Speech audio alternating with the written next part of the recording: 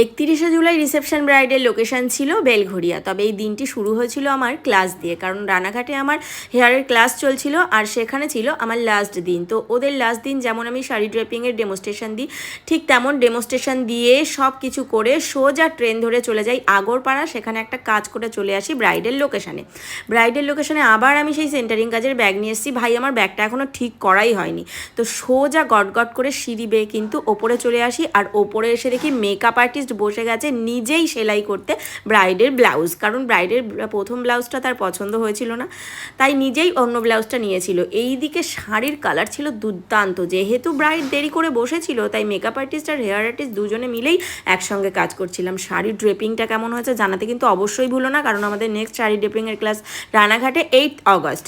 এরপর মেকআপ আর্টিস্টের half makeup complete হয়ে যাওয়ার পরে আমি হেয়ারটা শুরু করছিলাম, কারণ আমার বাড়ি অনেকটা দূর আর আমাকে তাড়াতাড়ি বেরোতে হবে। তাই খুব সুন্দর করে এক্সটেনশন বসিয়ে মেকআপ আর্টিস্টের ডিমান্ড মতো আমারই প্রোফাইল থেকে একটা ফটো দেখিয়ে বলেছিল অন্তরা এরকম হেয়ার করে দেবে।